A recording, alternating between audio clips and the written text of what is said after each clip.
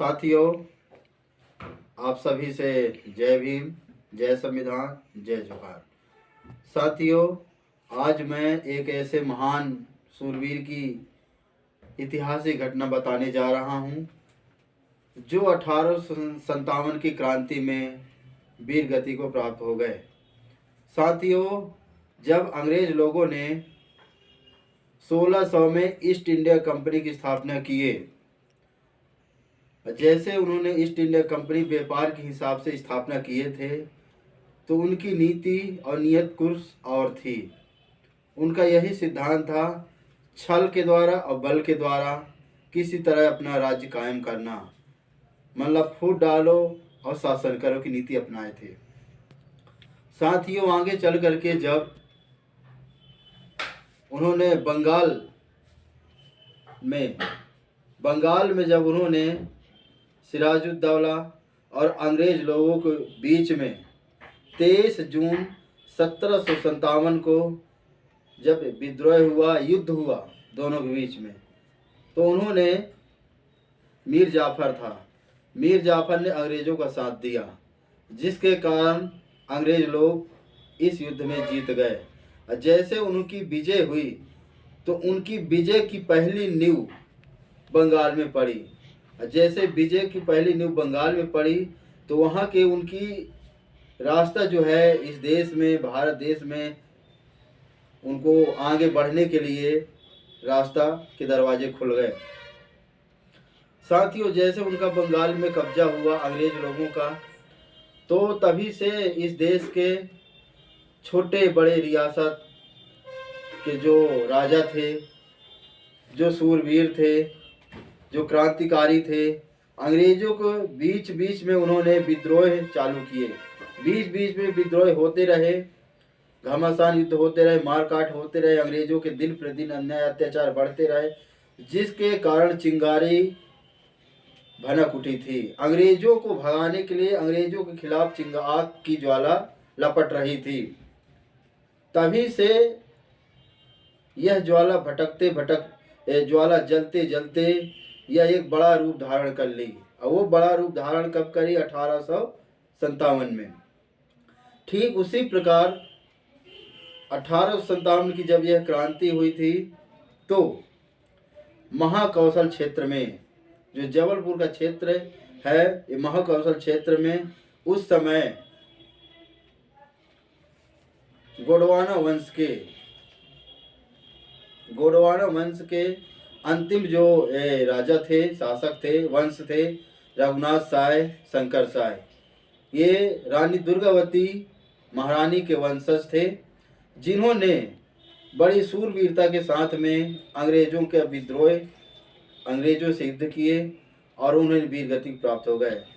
तो साथियों, मैं ये बताना चाहता हूँ कि जब अंग्रेजों का बोलबाला, अंग्रेजों का न्याय अत्याचार बढ़ रहा था, तब अंग्रेज लोगों ने जैसे महाकौशल क्षेत्र पर कब्जा करना चाहा कि हम इसको भी अपने गढ़मंडला को पूरी तरह महाकौशल क्षेत्र को कब्जा कर लें, तो उस समय महाकौशल क्षेत्र में महारानी अवंतीबाई महाकौशल क्षेत्र से जंग छेड़ी थी, और जबलपुर के राजा रघुनाथ साय, शंकर साय थे, और हीरापुर के मेहरबान बली सिंह थे, और बिजराहोगढ़ के राजा सरयू प्रसाद थे। ये महाकौशल क्षेत्र से इन्होंने युद्ध छेड़े थे। साथियों, जब उनके विद्रोह, अंग्रेजों का दिन प्रतिदिन अन्याय अत्याचार हो रहा था, तब रघुनाथ साय, शंकर साय ने अपनी कविताओं के माध्यम से अपने लोगों को, अपने राज्य के लोगों को अंग्रेजों के प्रति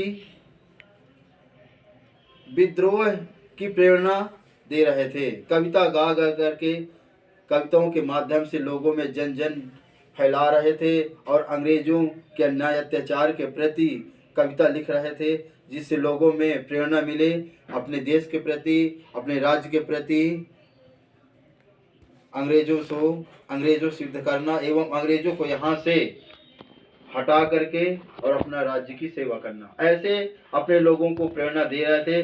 तभी किसी गुप्तचर ने, अंग्रेजों के सैनिक ने इनकी बात को, राजा की बात को अंग्रेज अधिकारी से बताए। डिप्टी कमिश्नर से बताया तो डिप्टी कमिश्नर ने अपना गुप्तचर सैनिक वेशभूषा बदल करके, बाबा बैरागी का वेश बदल करके राजा रघुनाथ साय के पास आए।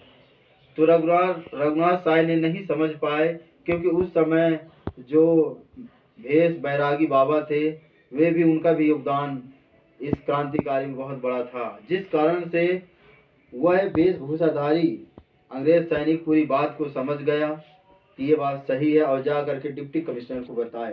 तो डिप्टी कमिश्नर ने जब यह बात जानी तो उन्होंने अपने सैनिकों के साथ में, काफी सैनिकों के साथ में, जहां रघुनाथ साय थे 4 मील दूर पुरवा गांव में रह रहे थे उस समय। तो 4 मील दूर पुरवा गांव में अंग्रेजों ने पूरे चारों तरफ से उनको घेर लिया।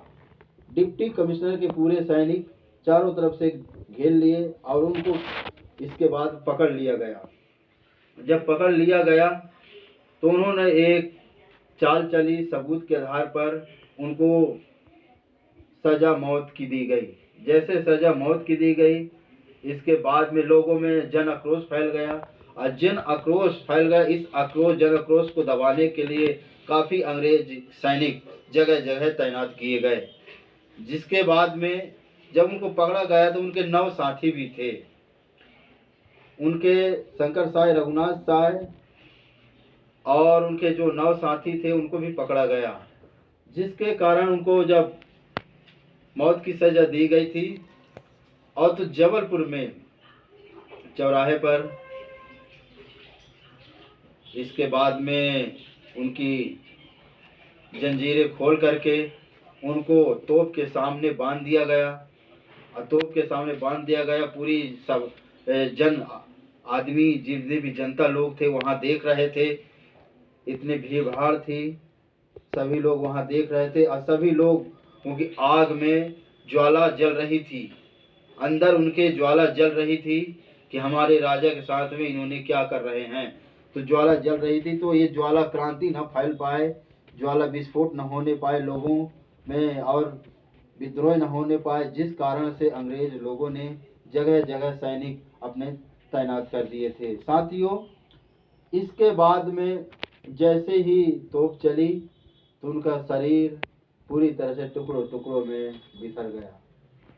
साथियों, यह बड़ी ही एक दर्दनाक ये घटना है, और ऐसे हमारे देश के वीर सपूत हुए हैं। ये गोंडवाना साम्राज्य के अंतिम चिराग थे। ठीक इसी प्रकार इनके पहले 300 वर्ष लगभग पहले रानी दुर्गावती जी ने मुगलों से युद्ध छेड़ा था, मुगलों से लड़े थे। साथियों, जिसके बाद में 18 सितंबर 1857 को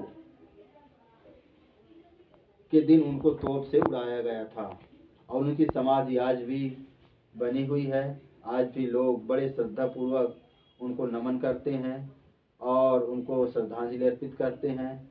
साथियों, मेरा बताने का तात्पर्य यही है कि ऐसे ऐसे वीर योद्धा थे जिन्होंने इतनी बड़ी अपना स्वयं पूरी तरह समर्पित होकर के समाज की, देश की, राज्य की सुरक्षा किए, और स्वयं को कुर्बान कर दिए। ऐसे लोगों से समूचे देशवासियों को प्रेरणा लेनी चाहिए और उनको ससम्मान पूर्वक उनको श्रद्धांजलि अर्पित करना चाहिए। तो साथियों, बड़ी ही दर्द पीड़ा यह घटना है, जो सुनने में बहुत ही एक दुख प्रकट अपने आप में अनुभव होता है, महसूस होता है ऐसे वीर योद्धाओं के बारे में जिन्हें ने तोप के सामने उड़ा दिया गया। साथियों, यह वीडियो देखने के लिए आप सबको धन्यवाद।